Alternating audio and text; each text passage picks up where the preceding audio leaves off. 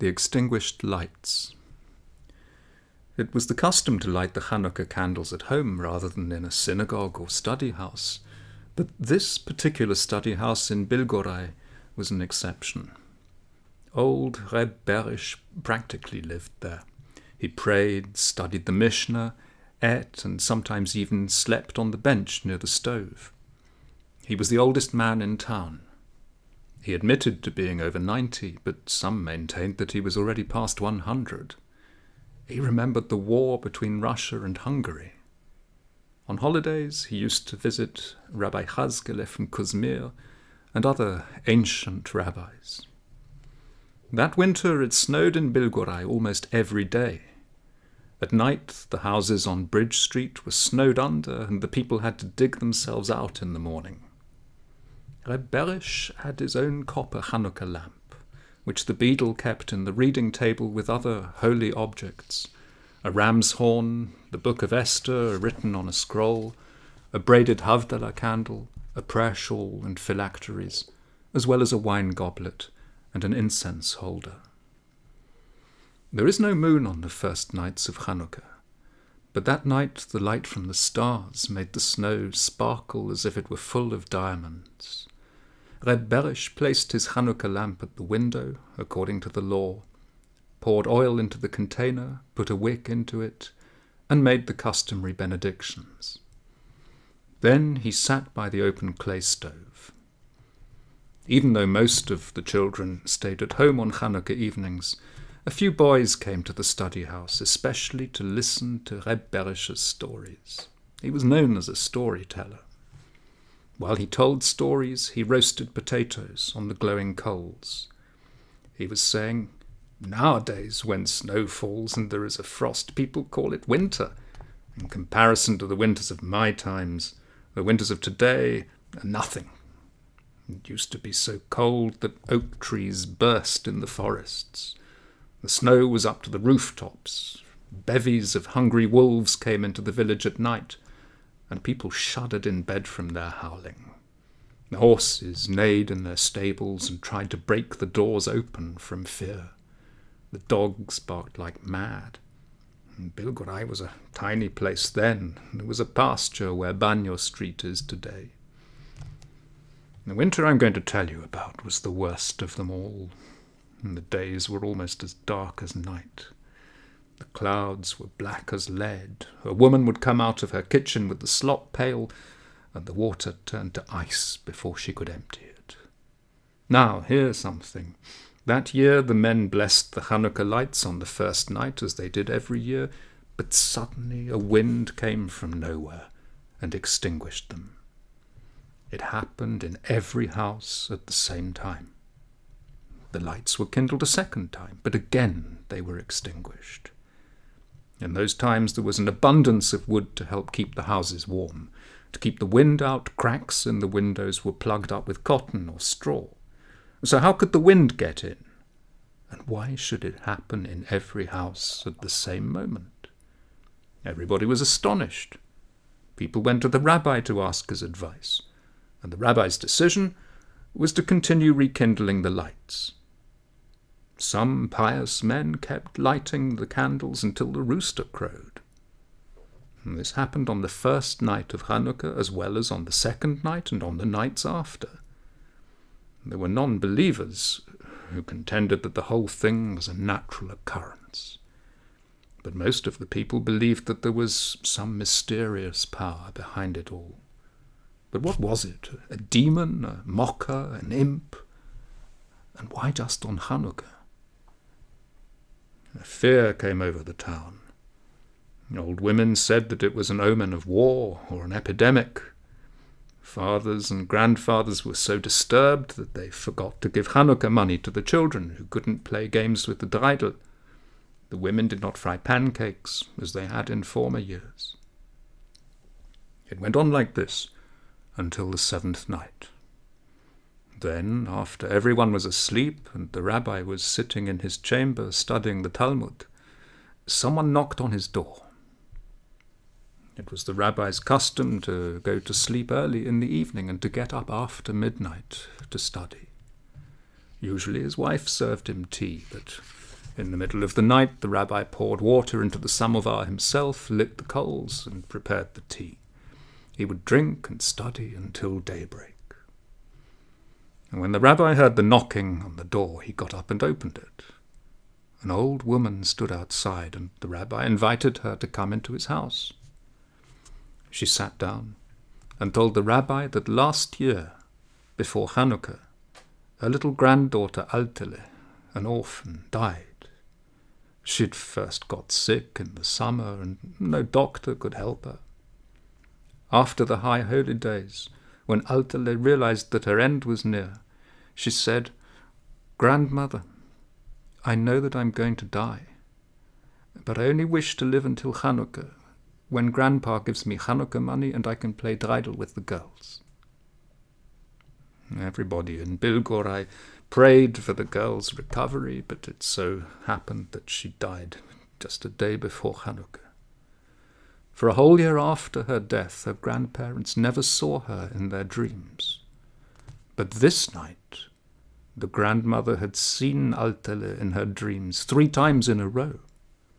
Altele came to her and said that because the people of the town had not prayed ardently enough for her to see the first Chanukah candle, she had died angry, and it was she who extinguished the Chanukah lights in every house. The old woman said that after the first dream she awakened her husband and told him, but he said that because she brooded so much about her grandchild, she had had this dream. The second time, when Altele came to her in her dream, the grandmother asked Altele what the people of the town could do to bring peace to her soul. The girl began to answer, but the old woman woke up suddenly before she could understand what Altele was saying. Only in the third dream did the girl speak clearly, saying it was her wish that on the last night of Chanukah, all the people of Bilgorai, together with the rabbi and the elders, should come to her grave and light the Chanukah candles there. They should bring all the children with them, eat pancakes, and play dreidel on the frozen snow. When the rabbi heard these words, he began to tremble, and he said, "It's all my fault. I didn't pray enough for that child." He told the old woman to wait, poured some tea for her, and looked in the books to see if what the girl asked was in accordance with the law, though he couldn't find a similar case in all the volumes of his library. The rabbi decided on his own that the wish of that grieved spirit should be granted.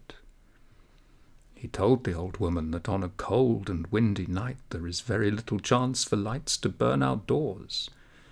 However, if the ghost of the girl could extinguish all the lights indoors, she might also have the power to do the opposite. The rabbi promised the old woman to pray with all his heart for success. Early in the morning, when the beadle came to the rabbi, he asked him to take his wooden hammer and go from house to house, knock on shutters, and tell the people what they must do. Even though Chanukah is a holiday, the rabbi had ordered the older people to fast until noon and ask forgiveness of the girl's sacred soul, and also pray that there should be no wind in the evening. All day long a fierce wind blew. Chimneys were blown off some roofs. The sky was overcast with dark clouds. Not only the unbelievers, but even some of the God-fearing men doubted lights could stay lit in a storm like this. There were those who suspected that the old woman invented her dream, or that a demon came to her disguised as her late grandchild in order to scoff at the faithful and lead them astray.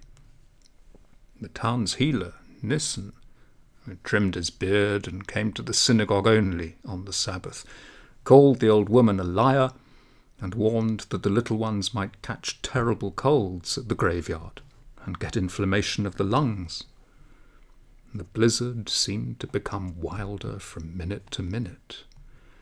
But suddenly, while the people were reciting the evening prayer, a change took place.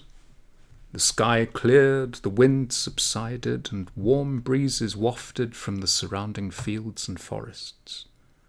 It was already the beginning of the month of Tevet, and a new moon was seen, surrounded with myriads of stars.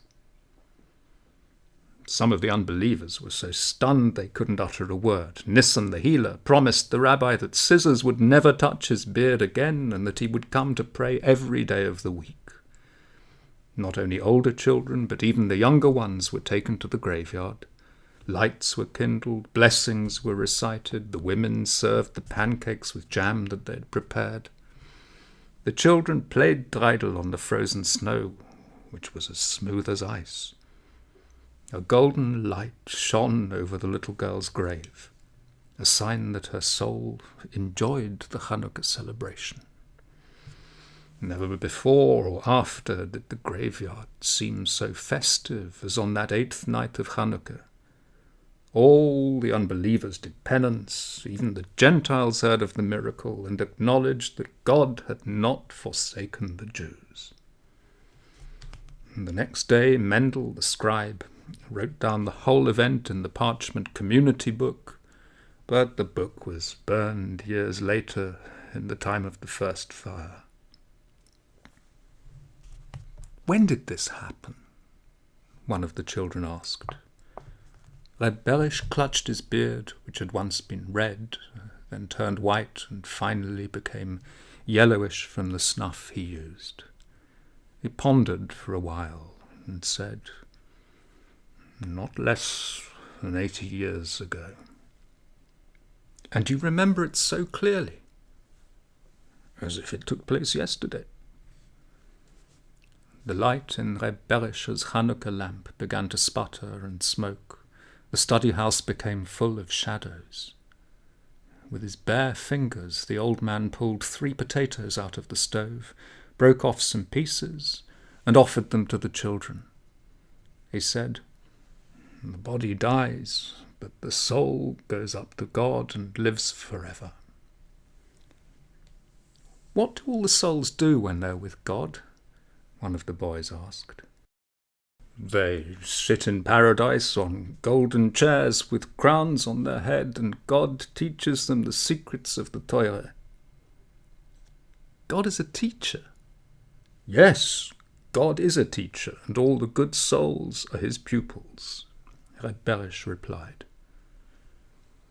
"How long will the souls go on learning?" a boy asked. "Until the Messiah comes, and then there will be the resurrection of the dead," Reb Berish said. "But even then, God will continue to teach in his eternal yeshiva, because the secrets of the Torah are deeper than the ocean, higher than heaven, and more delightful than all the pleasures the body could ever enjoy."